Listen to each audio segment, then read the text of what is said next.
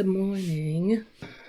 Happy New Year. I've had some pretty big changes and shifts to my fitness situation. So, especially over this last year. So I figured, why not? Why not just start the new year with that, since that's what's on my mind anyway? I'm still on break from school. I'm able to just really sit in the things that I haven't been able to sit in because 2025 was crazy. Here we are. And I'm going to do Gymshark 66, and I'll talk a little bit more about that later. But this is not like I want to work out more New Year's resolution. No, this is just me talking about my fitness video. I'm more of a vision board, maybe plan some goals for the year type of girl versus New Year's resolution. I've kind of moved out of that, but they're still cute.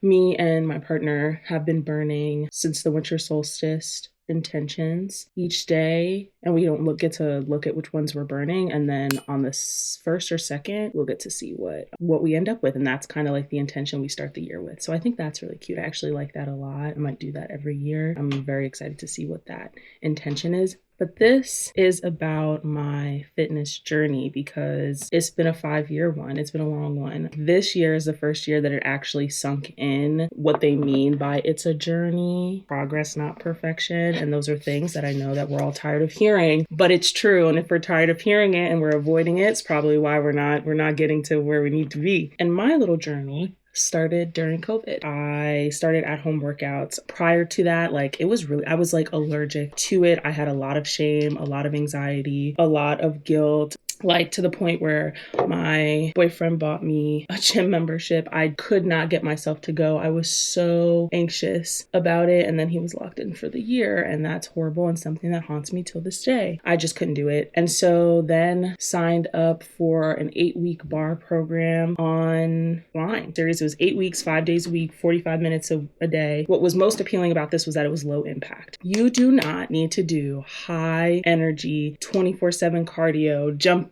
to get fit. I really enjoyed bar and Pilates for the sake that there's a lot of low impact movements, lots of pulsing. That hurts, but it feels good also. I did that 8-week program, which was a huge accomplishment. I lost 20 pounds on top of that. In this fitness journey, I'm going to also talk about nutrition. I'll talk more about that later. I'm going to start with the fitness side. It does really go hand in hand. So yeah, the bar, that worked really well. And then at that point, I was okay, I was on the Fitness Girlies Instagram. I was all over it. You had to be there. Circa 2020 to 2021 was it was booming.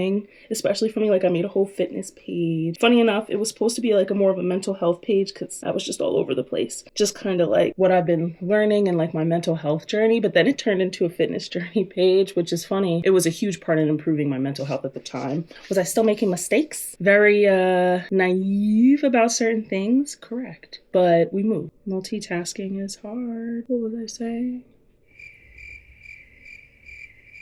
Okay, we transitioned from bar workouts, lost the 20 pounds. I did not have a lot of muscle, though. I think the nutrition side of things wasn't quite where I'm at now. I definitely lost weight, though. Then I was doing a lot of workouts at the park near me because, everybody was dying to be outside during COVID. I was following the Fitness Girlies workouts, their routines. That's what I was doing, anything that I can do without the gym.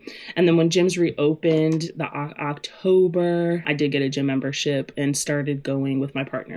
That was the easiest barrier to entry, was going with someone. And then eventually I was able to work up going by myself. I think that the biggest thing I can say is if you can have somebody come with you, or identifying the barrier to entry is really important, and ways that you can break down that barrier, even if it is the smallest, tiniest step, it really matters. It gets really frustrated in not seeing these super big results. And it's a journey for a reason, and that's really what's sinking in now. And the small steps do add up. They really do. And even if you fall off, you just can get back on.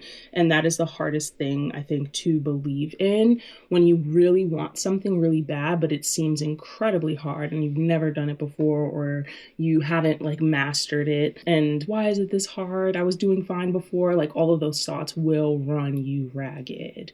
And it ran me ragged for years. But it gets better. You have to, find the things that you like and the things that work for you. And I think that's the bittersweetness of social media, because there have been things that I have found on TikTok that have changed my life, that I've learned to do that I would have never been able to do if somebody didn't teach me. But then when you get wrapped up in doing it in somebody else's way and it's not working for you anymore, it can feel like you're failing. And really all you needed to do was pivot and find what was the version of it for you. I feel like I'm forgetting something. It is hard to yap and do this. Fun fact, unrelated. I put a little bit of black castor oil under my eyelids. I also found this on TikTok. And let me tell you, my makeup has never been better. I didn't realize how chronically dry my under eye was until somebody yelled at me on TikTok. And then I realized, oh, maybe that's why you can't wear concealer. It's chronically dry. So yes, that's what I do. And honestly, my lashes have been growing too. So that was just a bonus. I wasn't even doing it for the lashes.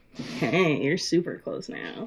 As I'm doing my makeup, I'm gonna add a tip. Things to help you get out the house and get to the gym. Makeup. My thing is in my bag. I'll be right back. Makeup? What do you mean? That sounds crazy. A little bit. When I look good, I feel good. And the hard things feel a little less hard. I don't care how that sounds. It's true for me. It has become true for me. And they did not tell a lie when they said, if you want to feel good, get ready. That was a little too close. When I go to the gym, sometimes it depends. If I'm going to the gym after class or something, I will do like a tint or something on my skin. If I am not going, I'm just going to the gym, I just do a little quick something. Contour a little bit to wake up. I'm actually just going to do what I do for the gym, and we're going to keep talking about my journey because my brain is all over the place. This requires precision. There we go. After all these at home, starting to go to the gym in my fitness girly era on social media, it was time to move to grad school or move to Pennsylvania for grad school. This has been a fun, interesting time. Fun, I say with much sarcasm. But what I will say is that I finally got into a place where the gym was what kept me sane through this growth, through this process. It was very important for my mental health. The first year in 2021, I kind of fell off a little bit. This is what I mean by the journey. It took that first year. I was very inconsistent in going to the gym. I gained all the weight that I lost during COVID back in that first 2 years of grad school. And then the third year is when I really locked in again. And I got a personal trainer, did an online personal trainer. I followed this girl, Beefcake Brina. I found her on TikTok, and she was like a no bullshit coach, and she was very scientific or looking at research and reporting the research on the fitness stuff, right? Like the things that we hear about, what's a myth, what's not, calling out creators who are just lying, and you know what? I fuck with it. Are you kidding me? I love a no bullshit girly. Come on. I love listening to the science. In another life, I did exercise science, which is crazy because the person who started this journey back in 2020 and pre-2020 would have been in another life, you think you did what? Yes, it's true. In another life, I did exercise science. So that really gravitated me toward her. So I filled out her thing and started the one-on-one coaching. And that was a really cool experience. I will say, personal trainers, I get the hype. Now, both of the personal trainers I've worked with now have a bachelor's in kinesthesiology. I think that's how you say it. And have taken, the certification exams, the more credible ones. And so I do think you should really vet your trainers for sure. So the first time when I worked with her, it was body recomp. Each time that I have done something with trainers, I have seen the quickest results, or I just started again, so I shouldn't say that. The first time that I worked with a personal trainer, I saw really quick results. And then I had a horrible year at school. I did 3 months with her, and then I fell off. No, not even. I did almost 6 months. Those last 2 months I fell off and kind of avoided her because I was embarrassed and anxious and ashamed. Just disappeared kind of, and then couldn't afford it anymore, and so had to stop. But I still had all those workouts. I still had all the workout plans. So that was really nice because that meant that I can continue to do them. I really liked her plans. I had, 5 or 6 months worth of workouts. It might have been 5 to do. So I did that for another year. Was way more consistent once I came out of my depression with the school stuff, and was super consistent. That was the most consistent I had ever been, and this was 2023 going into 2024. So I was just kind of utilizing her workouts.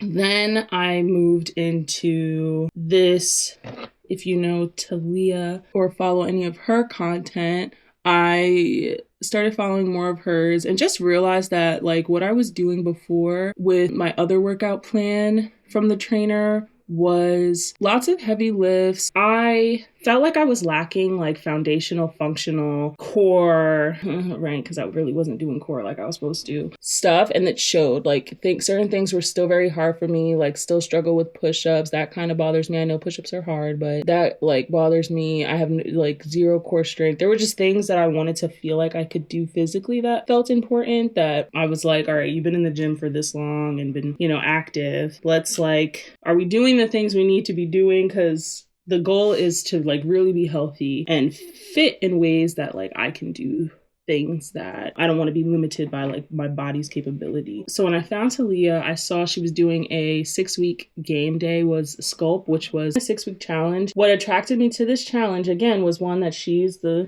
her and her friend are the ones running it. And have you seen them?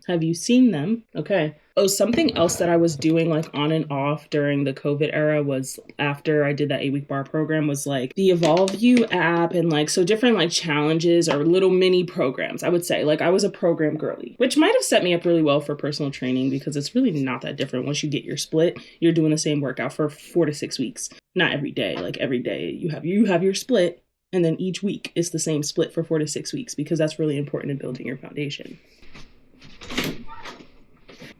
Girl look good. Oh.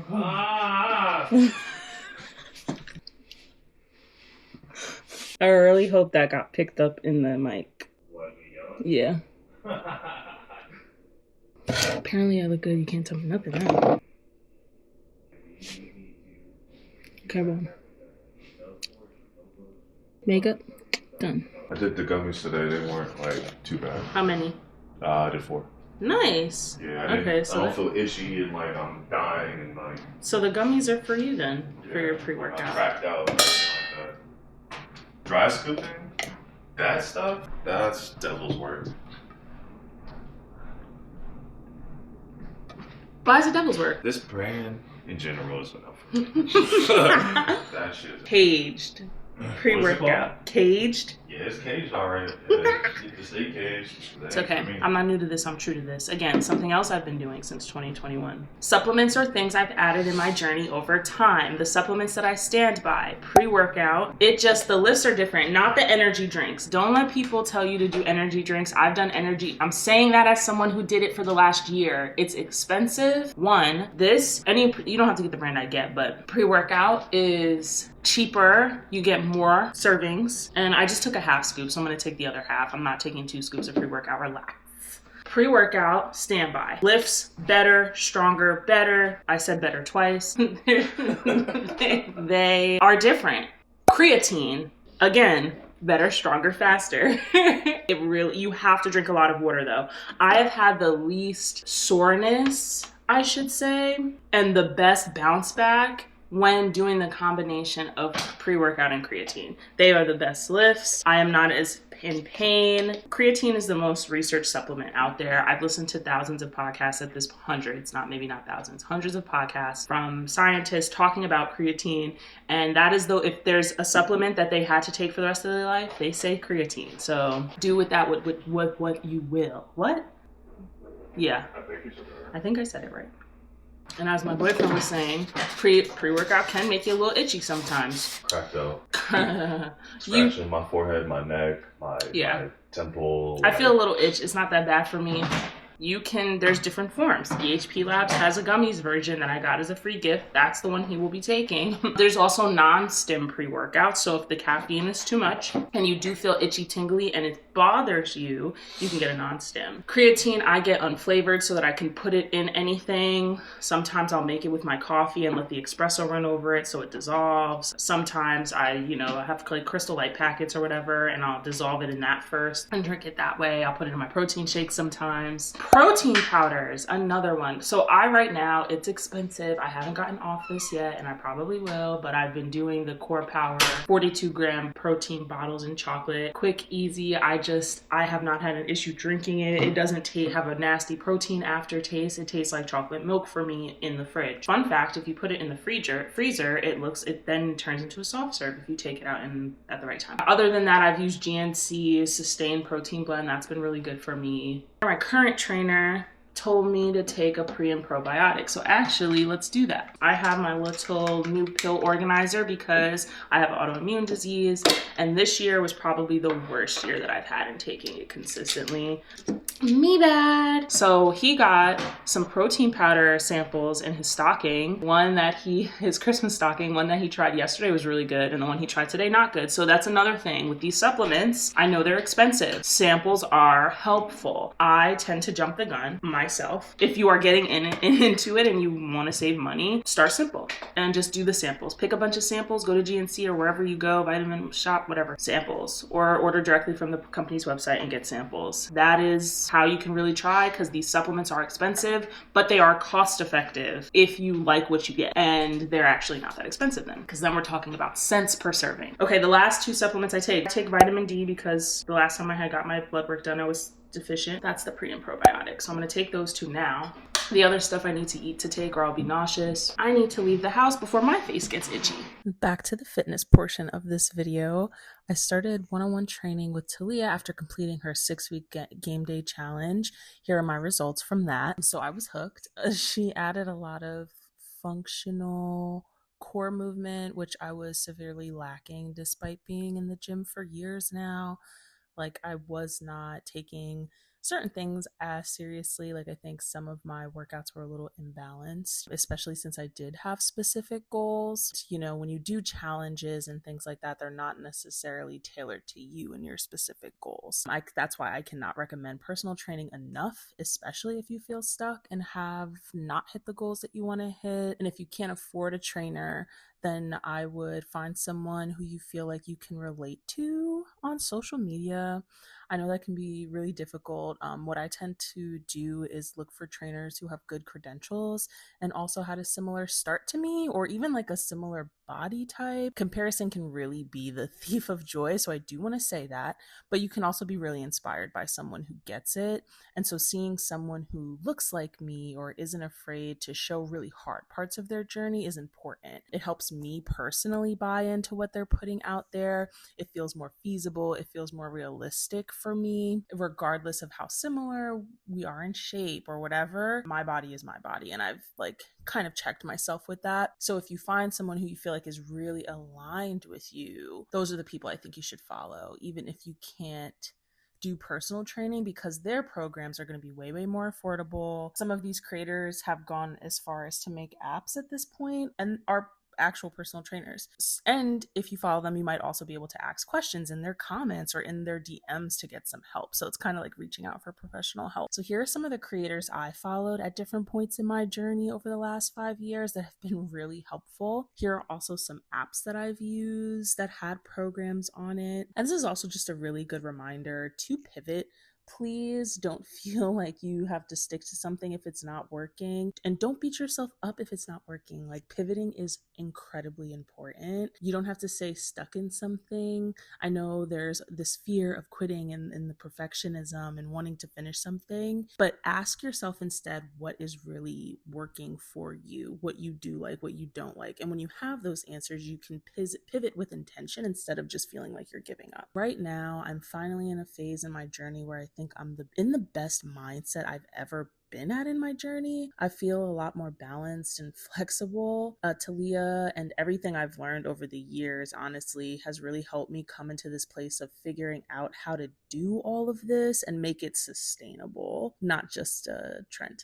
My mindset and process was so all or nothing and rigid. So of course, the process, my workouts, and my eating all followed that same restrictive pattern. but now I'm eating more, challenging my body in ways that feel really good, and I'm no longer feeling like I need to rush to get the results I want to see. I know they're coming, and I'm just enjoying the lifestyle that I built for myself finally. Is it hard some days? For sure. But every part of my life has hard days. And so here is what my current fitness plan looks like. We have 5 days a week split. My workouts change every 6 weeks. 3 leg glute focus days, 2 upper body arm back days, 10K steps a day. It's so funny to me when I get phone calls because nobody ever calls me. That's not true. My best friend would kill me if she heard me say that. She calls me as I'm vlogging. It's funny to me. It is a gloomy day, guys. It is gloomy. I'm not happy about that. But we're outside. Honestly, where all of this energy is coming from is that I was crashed out yesterday and my period has come off my neck. It is no longer trying to take me out. We are over the hard hump of it all. Why do the garbage men insist on putting the cans in the center of the driveway? The cans were not there before you picked it up, so why are you blocking the driveway? Un momento. Alrighty. We talked about supplements. That's a huge part of the fitness journey, something I added in over time. You do not need to do that right now if you're just getting in.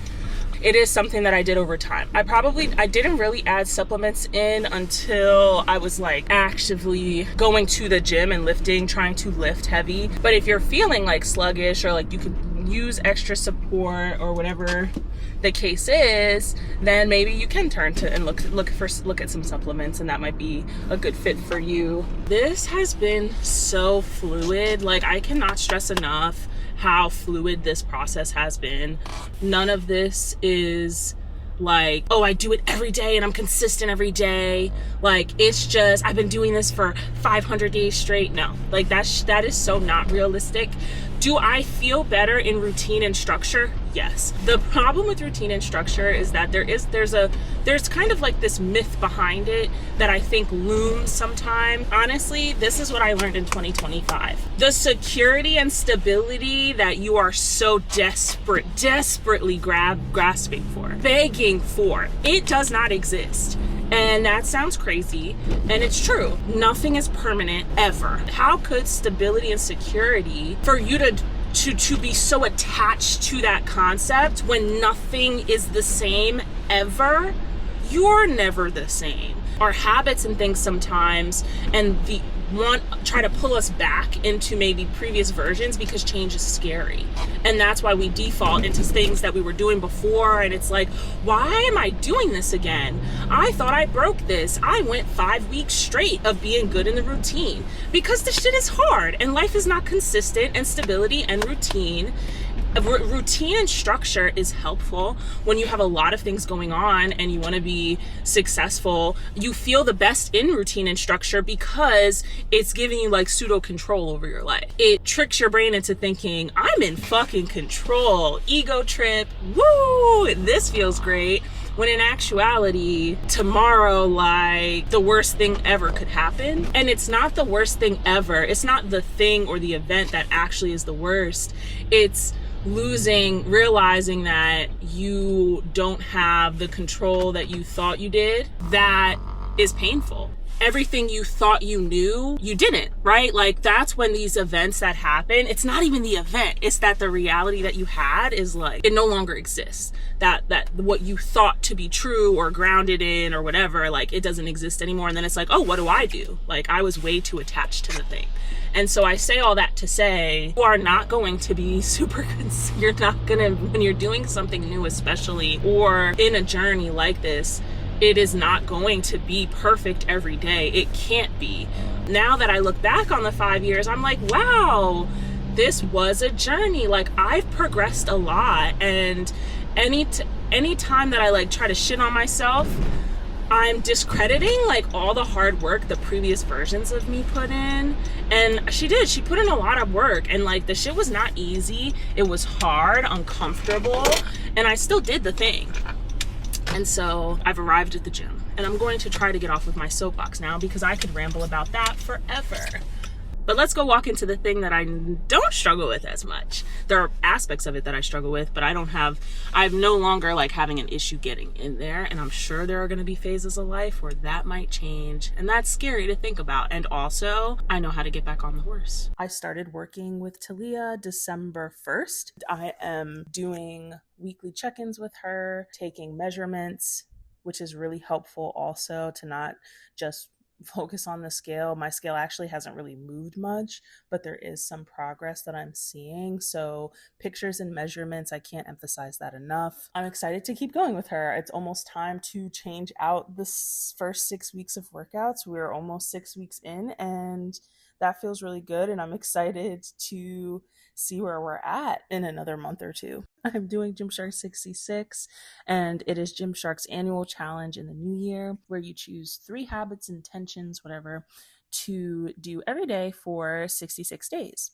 I think this is a great way to find some discipline in the new year and to get the ball rolling. My goal for this, though, is to be flexible and choose intentions that are grounded in progress, not perfection. One way to look at this is to think of habits and intentions that can have low or high energy versions of it. This helps remind you that you are not going to be perfect or on every day. There are some shitty and taxing days that come and go, and I don't need to beat myself up for them. But I can find a better fit for the day that is aligned with my goals and my current energy levels.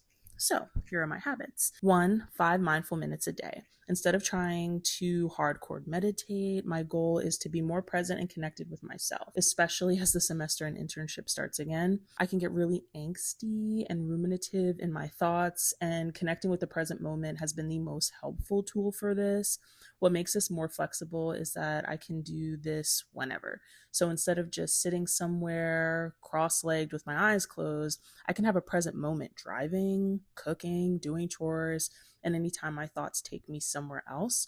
When I notice, I come back to what I'm doing and just keep doing that. Number 2, 10K steps a day. I started this in December, and it is part of my training.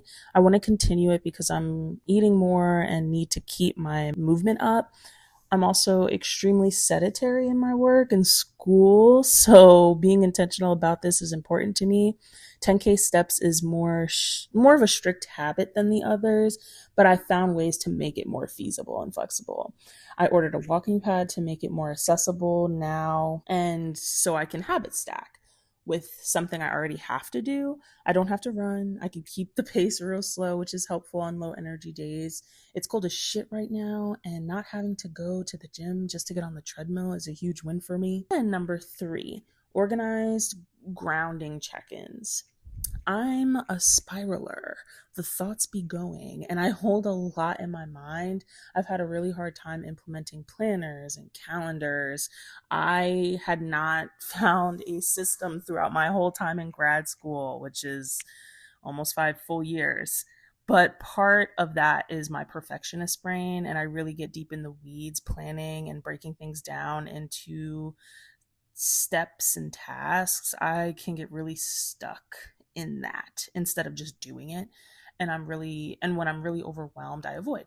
So a goal of mine in 2026 is to finally find a system that works for me. I'm committed to trial and error this year.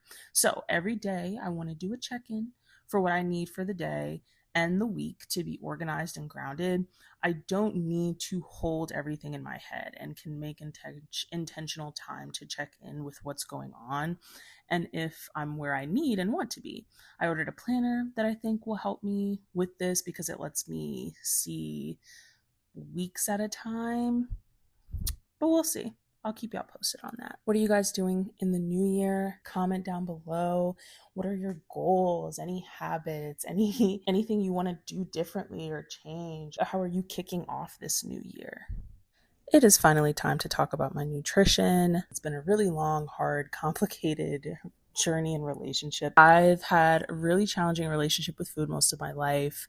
I've always been a foodie, but as life became not so great for me, it was quickly becoming a comfort object and a way for me to bury myself away from my emotional experience. I gained a lot of weight out of high school, about 45 pounds. When I started college, I was more and more stressed. All the stress started to pile up. I worked full time. I went to school full time. Food really became an emotional crutch. Once I gained all that weight and was the heaviest I had ever been, then I felt like I really needed to lose weight. And that is when the restrict binge pattern started. Pretty sure I had an undiagnosed eating disorder, and the internalized fat phobia was beating my ass. I wanted to lose weight for all the wrong reasons, and I hated how I looked. As painful as this part of my journey has been, I finally get it now. Working on my stress load and mental health was a huge part of my nutrition journey. I think what's most important now is that I've stopped overcomplicating the process. I don't meal prep 3 meals a day for 7 days a week. I experiment here and there with recipes, add some extra protein in there where I can find it, protein forward,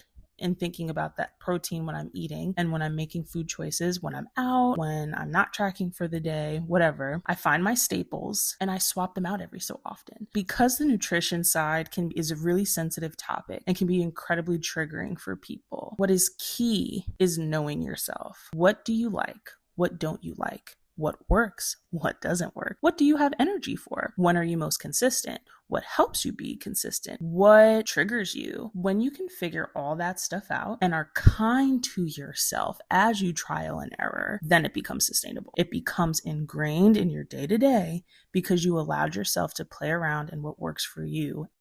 I was gonna make lunch, and then he said that he was hungry and that he wanted to go get food, and so now we're gonna get food, which is great. This is like perfect timing for, nutrition when things happen. We are at Chicky Filet, and that's a good place to have a balanced situation. If you're out and you're trying to, or you're on vacation, whatever, and you don't want to like give it all up and lose it all, protein forward. If it has protein, go for it. So I will show you what I get when he gets back. And then there's some room for like some stuff. As long as I'm tracking everything, we're usually good. I am excited to eat. Also drinking 100 ounces of water a day. That is what she has instructed me to do. That's something that I don't always hit. This is 40 ounces. Usually I can get 2 of these in. So that's 80 ounces, and then I would need another half. I don't always get that in. I am someone who cannot hold anything. My bladder holds nothing. So I do get up and use the bathroom 12 million times. That's really tricky. That's really frustrating. It's really difficult. Yay!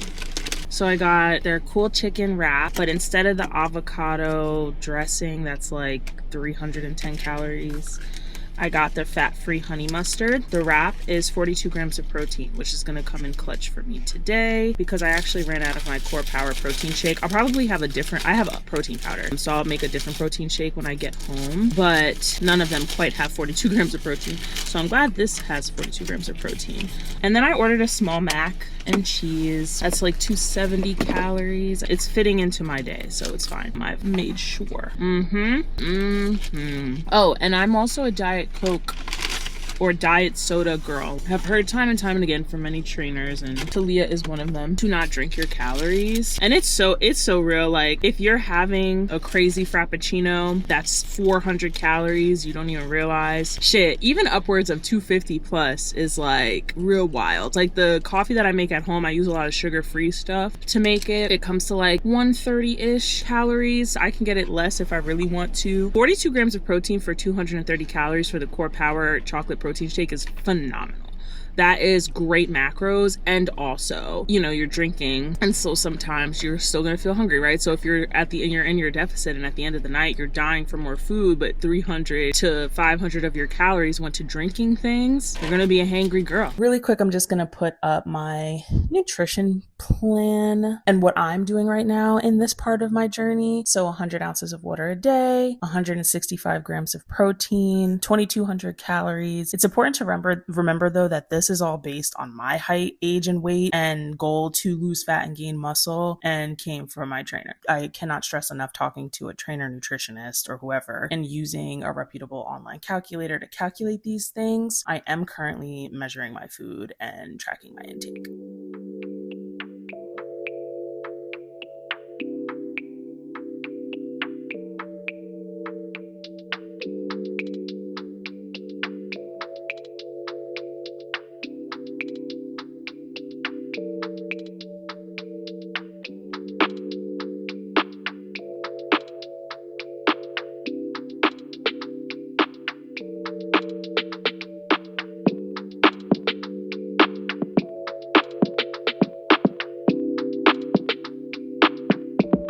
That's a change.